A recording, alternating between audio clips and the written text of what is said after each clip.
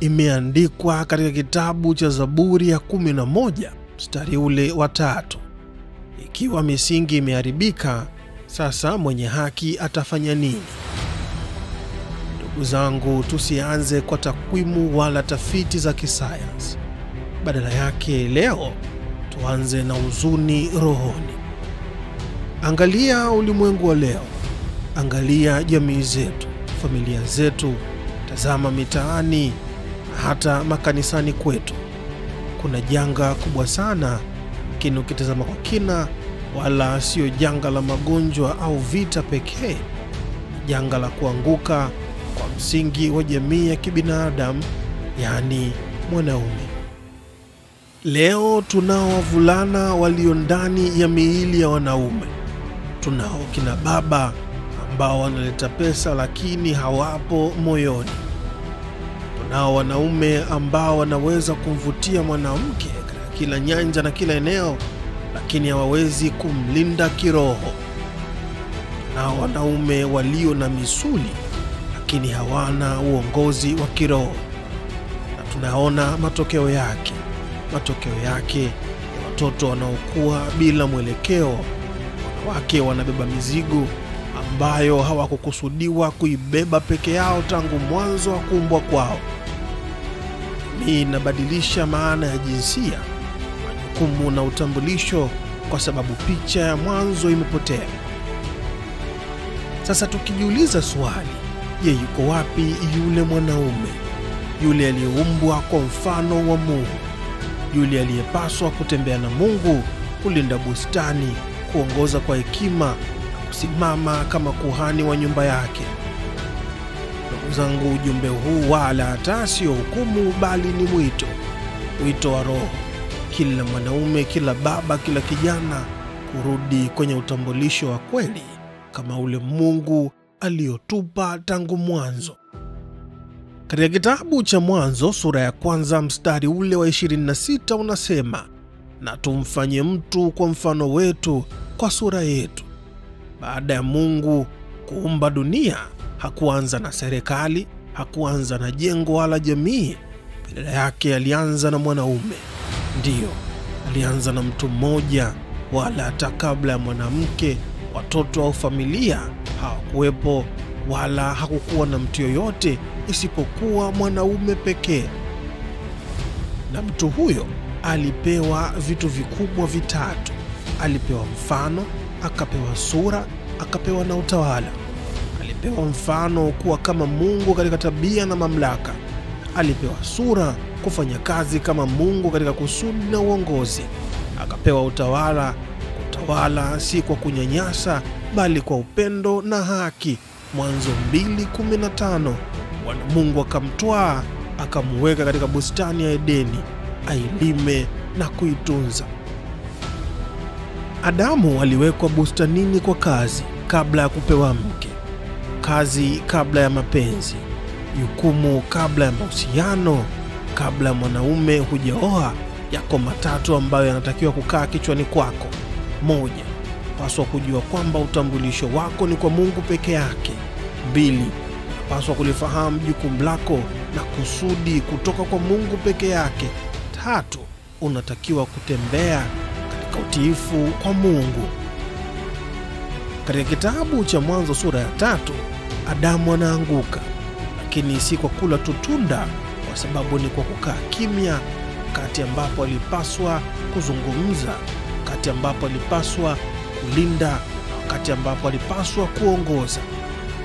Nyoka alimwongelesha Hawa, Adamu alinyamaza. Yule aliyepaswa kuwa mlinzi, kiongozi na kuhani alisimama tu kimya. Unaweza ukajiuliza, sasa ni nini kilichofuata? Aibu, kujificha, kupotea kwa uwepo wa Mungu. Mwanzo 3:7-8 ufupi tu inasema, wakaona kuwa walikuwa uchi, wakajificha katika miti ya bustani. Kilichotokea miaka ya mwanzoni tangia kwenye bustani ya Edeni kinaendelea mpaka leo. Mpaka leo wanaume bado wanajificha. Wanajificha nyuma ya kazi zao, wanajificha nyuma ya tabia ambazo zinafanana na za kiume lakini si za kiroho. Wanajificha nyuma ya pesa, fahari, aibu na kiburi. Najificha nyuma ya dini bila ushirika wa kweli na Mungu. Wapo lakini hawapo. Kimya lipoitwa kuongea, wameacha nafasi ya kuhani nyumbani. Sasa mimi na wewe, hebu tusogee kwa undani zaidi, tuchambue kitu cha msingi zaidi ambacho wanaume wengi wanakichukulia kwa maskhara tu. Neno baba, cheo baba ni title na ni cheo ambacho Mungu ndicho alichokuwa nacho na akampa mwanaume. Lakini swali ni kwamba hivi tunaelewa uzito wa neno baba? Neno baba si jina la uzazi peke yake, isipokuwa ni cheo cha kiroho. Katika lugha ya Kiebrania, neno baba linafahamika kama aba. Lina tafsiri tatu kubwa na nzito. Moja ni chanzo, mbili ni asili, cha tatu ni msingi. Neno hilo hilo katika lugha ya Kigiriki linaitwa pata, na lenyewe lina tafsiri tatu: mlezi, mlinzi, mwelekezaji. Soma katika kitabu cha Malaki 2:10 kinasema, je, sisi sote sina baba mmoja? Je, Mungu mmoja hakutuumba? Hiyo kuwa baba ni chanzo cha uhai na hekima, msingi wa maadili, mlezi na mlinzi wa familia, toa mwelekeo wa kiroho na wa maisha. Ukiachia mbali title aliyokuwa nayo, watu wengi wanafahamu kwamba kuwa baba ni kuwa provider. Lakini swali ni moja, hivi tunaelewa maana ya undani wa kuwa provider ni nini? Kuprovide sio kutoa pesa peke yake, ambapo ndipo wanaume wengi wa leo wanafeli. Wengi wao wanajua ni kwenda kufanya kazi, kurudi nyumbani, kuleta pesa, maisha yaendelee. Biblia inaingia ndani kwa kina na kutoa maelekezo ni nini maana ya kuwa provider. Mithali 1:8, mwanangu, usikia mafundisho ya baba yako. Mwanaume ama baba, kitu cha kwanza sio tu kuprovide pesa, lakini pia anatakiwa kuprovide hekima. Katika kitabu cha Mithali 14:26, amchaye Bwana watoto wake watakuwa na kimbilio. Baba ni mlinzi fiziko na kiroho pia.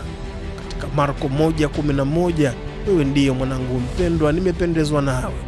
Tambulisho ni kitu cha msingi. Baba, msingi wako ni upi? Moja nyingine, Ayubu 1:5, kama Ayubu alivyokuwa akiwaombea watoto wake kila siku, baba anasimama kama kuhani wa familia yake, akiprovide kinga za kiroho. Katika kitabu cha Malaki sura ya 4 mstari wa 5 na 6 unasema, tazama, nitamtuma Eliya nabii kabla ya kuja siku ya Bwana, naye atairejesha mioyo ya baba kwa watoto. Mungu aliona mbali kizazi hiki, kizazi cha baba waliopo kimwili lakini wamekufa kiroho. Watoto wanaokuwa bila baraka wala maelekezo ya baba zao. Wanawake wanabeba majukumu yote kwa sababu hakuna msaada wa chochote kutoka kwa wazazi, hasa baba. Sasa matokeo yake ni nini? Matokeo yake ni jamii isiyo na mipaka ya kijinsia, watoto wasioheshimu mamlaka, vijana wasiojua kuwa mwanaume ni nini. Swali ambalo tunapaswa kujiuliza wakati tunaendelea na maisha ni kwamba sasa mwanaume ni yupi? Ni yule anayejua kufoka na kutoa sauti kali, akitandika makofi na mangumi mwanamke kama ngoma za Kisukuma, au yule anayeamrisha kila kitu, yule asiyelia aliyejawa na roho ngumu kwamba amebeba mzigo wa emotional ndani yake na kila kitu? Sasa wanaume ni upi na Biblia inasemaje? Wanaume wa sasa tunapaswa kuwa na modo moja tu peke yake, naye ni Yesu Kristo. Ukimwangalia Yesu Kristo utaitazama picha ya mwanaume anavyotakiwa kuwa. Sasa mwanaume wa kweli ni yupi? Mmoja ni mtumishi. Naweza ukasoma vizuri ya kitabu cha Yohana sura ile ya 13. Mwanaume wa kweli ni mlinzi. Naweza ukasoma kwa kina kitabu cha Mathayo sura ya 2 mstari ule wa 13 na kuendelea. Mwanaume ni kiongozi. Soma tena kitabu cha Yoshua 24:15. Mwanaume ni kuhani. Unaweza ukasoma tena Ayubu 1:5 kwa kina. Mwanaume wa kweli ni mtu anayetoa upendo wa kina na dhati. Soma kitabu cha Waefeso sura ya 5. Mfano wa mwisho wa wanaume wote kwenye hii dunia unapaswa kuwa Yesu Kristo. Si tu ni Mwokozi, lakini pia ni kielelezo cha wanaume wa kweli. Sasa ndugu zangu, wanaume wenzangu, tokeni mafichoni. Tokeni nyuma ya hofu, kiburi, uzinzi, uvivu na aibu. Dini bustanini. Tutembee na Mungu kama ilivyokuwa mwanzo. Turejeshe sauti zetu, sura zetu na mamlaka yetu. Kuwa baba ambaye watoto wako wanamhitaji, kuwa mume anayelinda kiroho, anayeombea, anayefundisha, kuwa msingi wa kizazi kipya. Wakorintho 1:15-22 nasema, kuwa kama katika Adamu wote walikufa, vivyo hivyo katika Kristo wote watahuishwa. Adamu wa pili ni Yesu.